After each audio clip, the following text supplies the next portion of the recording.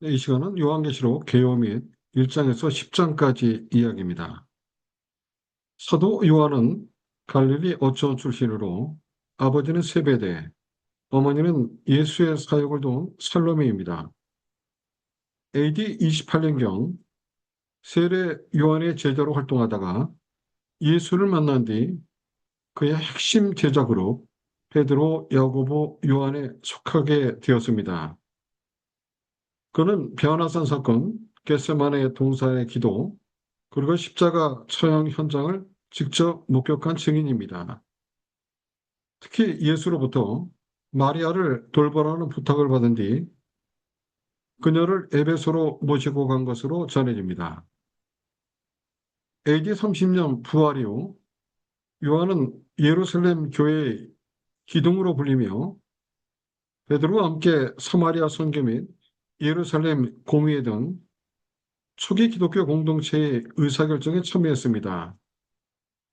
AD 44년경 형 야고보의 순교를 겪은 그는 유대 전쟁에 전조가 나타나자 예루살렘을 떠나 에베소로 사역지를 옮겼습니다. 이 시기는 디모데가 에베소 감독으로 활동하던 시기와 일부 겹칩니다. AD 85년에서 92년 사이 요한은 에베소에서 성육신과 하나님의 사랑을 주제한 요한복음과 요한서신을 기록했습니다. 이는 당시 교회 내부에 침투한 영지주의, 예수의 인성을 부인하는 가르침입니다. 영지주의 이단에 대응하기 위한 목적이 컸습니다. 이어 AD 94년에서 96년경 도미티아누스 황제의 대대적인 기독교 박해 시기에 요한은 종교범으로 분류되어 반모섬으로 유배되었습니다. 반모섬은 에베소에서 남서쪽으로 약 90km 떨어진 암석지대로 로마의 유배지였습니다. 요한은 반모섬에서 주의 날에 성령이 감동하여 부활하신 그리스도의 환상과 장차 일어날 종말론적 계시를 받았습니다. 이것이 요한계시록의 핵심 내용이며 그는 이 기록을 소아시아 7교회 에베소, 소마나, 버가모, 도아디라, 사데, 빌라델비아, 라오디게아에 보냈습니다. AD 96년 도미티아누스 황제 사후 박해가 완화되자 요한은 에베소로 귀환했습니다. 그는 말년까지 서로 사랑하라는 가르침을 강조하며 교회를 돌보다가 AD 100년경 자연사했습니다. 1장은 AD 94년에서 96년경 밤모섬에 유배 중이던 요한은 속히 일어날 일들을 보이시려고 천사를 통해 보내신 예수 그리스도의 계시를 기록합니다. 요한은 이 예언의 말씀을 읽고 듣고 지키는 자들이 복이 있음을 선언하며 종말의 때가 가까웠음을 전달합니다. 요한은 소아시아 7교회에 편지하며 구름을 타고 다시 오실 그리스도의 재림과 각 사람이 볼 것을 역설합니다. 하나님은 알파와 오메가라 정의하시며 이제도 있고 전에도 있었고 장차 오실 전능한 이심을 선포하십니다. 요한은 주의 날 성령에 감동되어 7금초대 사이에 계신 인자 같은 이를 목격합니다. 그분은 눈이 불꽃 같고 얼굴은 해가 힘있게 비치는 듯한 신성한 위엄을 갖추고 계셨음을 묘사합니다. 영광 앞에 엎드러진 요한에게 주님은 오른손을 얹으며 두려워하지 말라고 위로하십니다. 자신이 처음과 마지막이자 사망과 음부의 열쇠를 가진 존재임을 밝히시며 본 것과 지금 있는 일, 장차 될 일을 기록하여 7교회에 보내라고 명령하십니다. 주님은 환상 속의 7별은 교회의 7교회의 사자요. 7초 때는 일곱 교회라는 상징의 비밀을 직접 해석해 주십니다. 1장입니다. 요한은 일곱 교회 사자들에게 보낼 구체적인 메시지를 기록합니다. 먼저 에베소 교회를 향해 수고와 인내, 악한 자들을 용납하지 않음을 칭찬합니다. 그러나 처음 사랑을 버렸음을 지적하며 회개하여 처음 행위를 가지라고 권면합니다. 소마나 교회에게는 환난과 궁핍 중에도 실상은 부유한 자임을 선포합니다. 장차 받을 고난을 두려워하지 말고 죽도록 충성하여 생명의 관을 얻으라고 격려합니다. 버가모 교회에게는 사탄의 권자가 있는 곳에서도 믿음을 지킨 것을 인정합니다. 다만 발람과 니고라 등의 교훈을 따르는 자들을 책망하며 회개할 것을 촉구합니다. 두아디라 교회에는 나중 행위가 처음보다 많음을 칭찬합니다.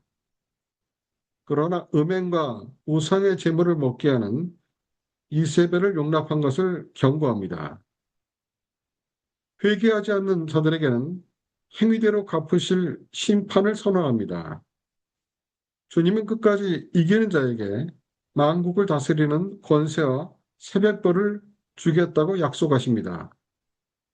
성령이 교회들에게 하시는 말씀을 들을지어다 라는 반복되는 명령으로 내 교회에 대한 메시지를 마무리합니다. 2장입니다.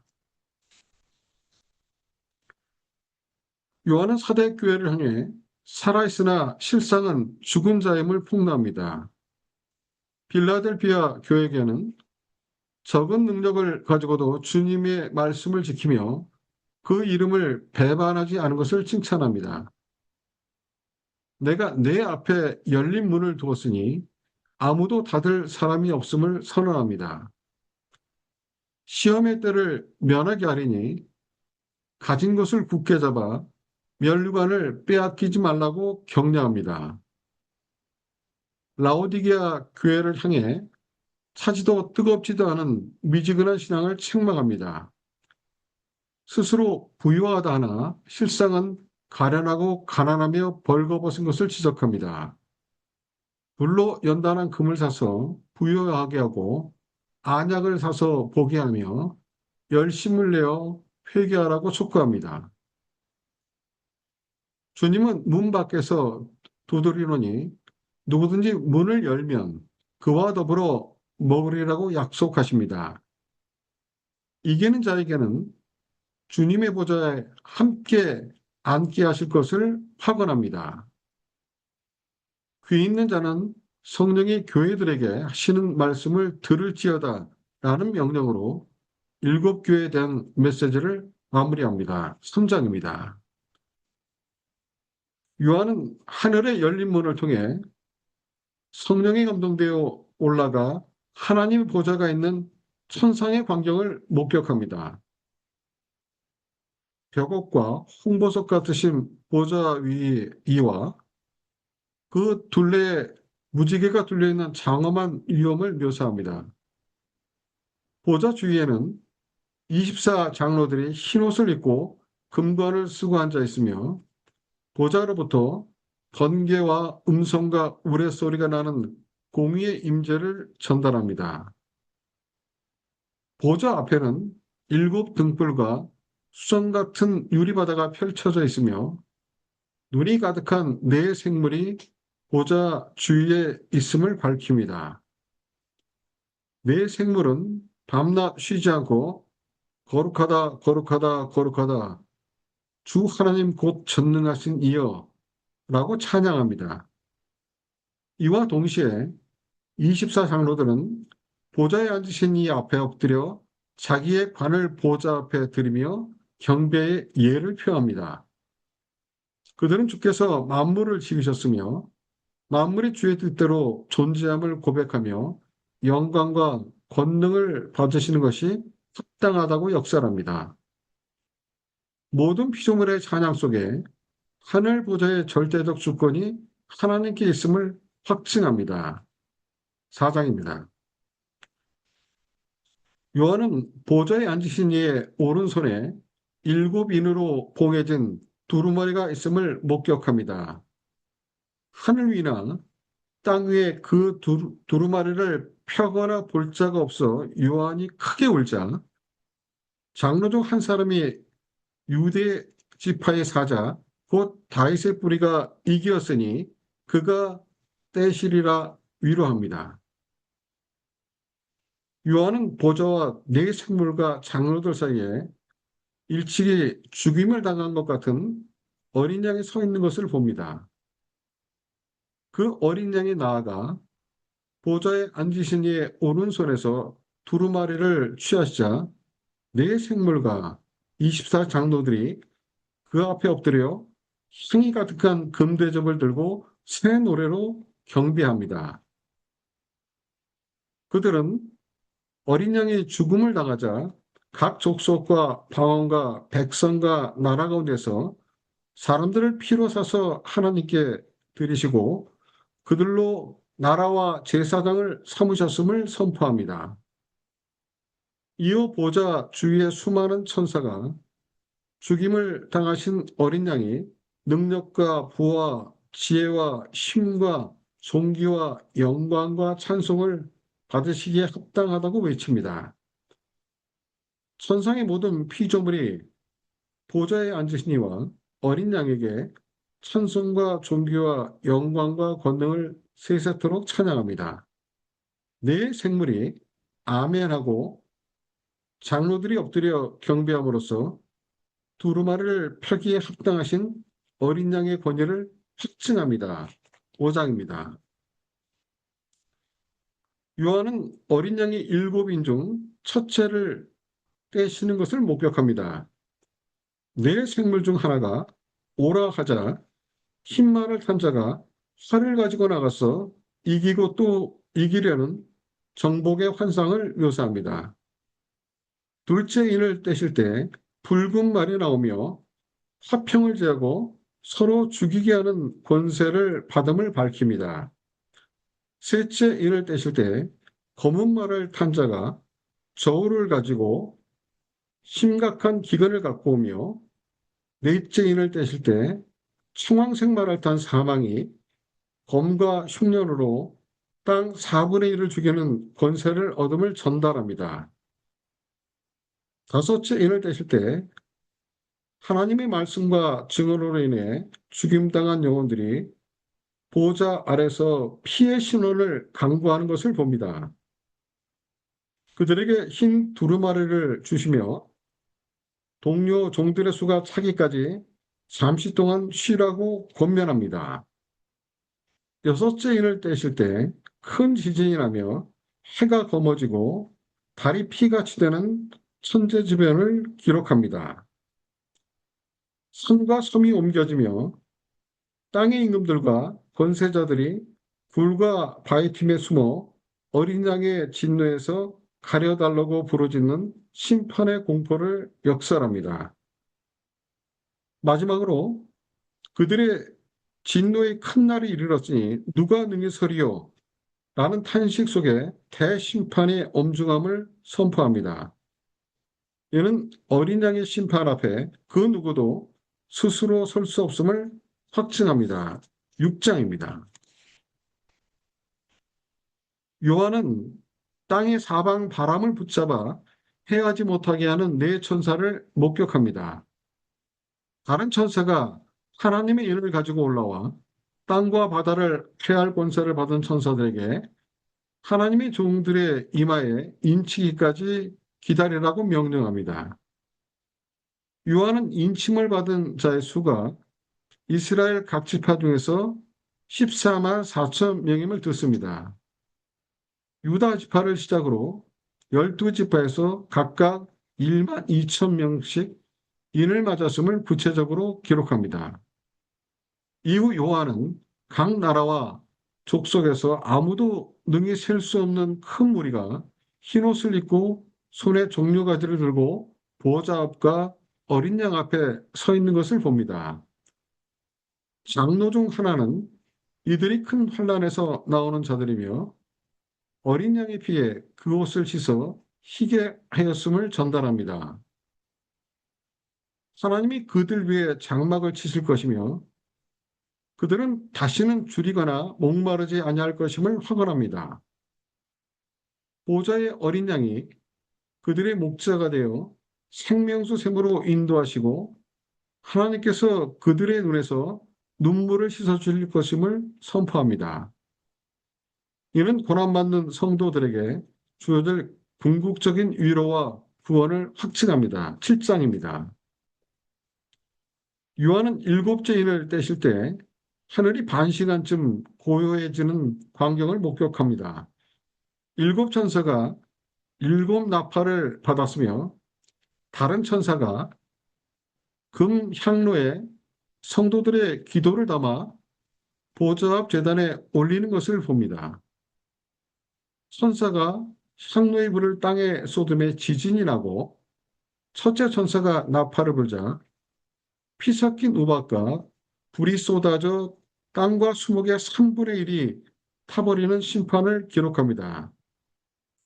둘째 천사가 나팔을 불매 불붙는 큰 산 같은 것이 바다에 던져져 바다의 3분의 1이 피가 되고 생명체들이 죽는 것을 밝힙니다. 셋째 천사가 나팔을 불자 쑥이라 이름하는 큰 별이 강들에 떨어져 물이 써짐으로 많은 사람이 죽는 재앙을 전달합니다. 넷째 천사가 나팔을 불매 해와 달과 별의 3분의 1이 타격을 입어 낮과 밤이 빛이 사라지는 재앙을 묘사합니다. 공중에 날아가는 독수리가 땅에 사는 자들에게 세 가지 화가 있을 것을 큰 소리로 외치는 경고를 듣습니다. 이는 자연계 심판을 넘어 인간 세상을 향한 재앙이 임박했음을 확증합니다. 8장입니다. 요한은 다섯째 천사가 나팔을 불 때 하늘에서 땅에 떨어진 별 하나가 무저갱의 열쇠를 받는 것을 목격합니다. 무저갱에서 올라온 연기로 해와 공기가 어두워지며 황충들이 나와 이마에 하나님의 인침을 받지 아니한 사람들을 5달 동안 괴롭게 하는 재앙을 기록합니다. 황충들은 전갈의 독침 같은 꼬리로 사람들을 쏘아 죽고 싶어도 죽지 못하는 고통을 주며 그들에게는 아바돈 혹은 아볼론이라 하는 무저갱의 사자가 왕으로 있음을 밝힙니다. 여섯째 천사가 나팔을 불자 유브라데 강에 결박한 네 천사가 놓이며 2천만 명의 기병대가 불과 연기와 유황으로 사람 3분의 1을 죽이는 환상을 전달합니다. 기병대의 말들은 입에서 불이 나오고 꼬리는 뱀 같아 사람들을 해하며 이 재앙에 죽지 않고 남은 사람들은 여전히 우상숭배와 살인, 독술, 음행, 도둑질을 회개하지 않는 완악함을 묘사합니다. 재앙의 목적이 심판을 넘어 회개를 촉구하는 것임에도 불구하고 인간의 죄성이 기쁨을 역설합니다. 이는 일곱째 나팔이 불리기 전 더욱 엄중한 최종 심판이 다가오고 있음을 확증합니다. 9장입니다. 요한은 구름을 입고 하늘에서 내려오는 다른 힘센 천사를 목격합니다. 그 머리 위에 무지개가 있고 얼굴은 해 같으며 손에는 펴 놓인 작은 두루마리를 들고 있음을 묘사합니다. 천사가 큰 소리로 외치자 일곱 우레소리가 나며 요한이 이를 기록하려 하나 하늘에서 임봉하고 기록하지 말라는 음성을 듣습니다.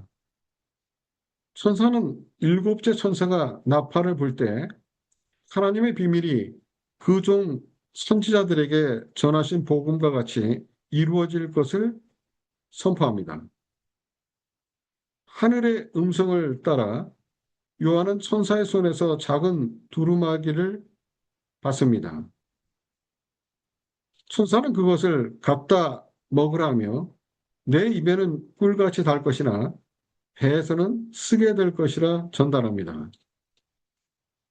요한이 두루마리를 먹으니 입에는 꿀같이 다나 먹은 후에 배에서는 쓰게 됨을 기록합니다. 마지막으로 많은 백성과 나라와 임금에게 다시 예언하여야 하리라는 소명을 받으며 10장을 마무리합니다.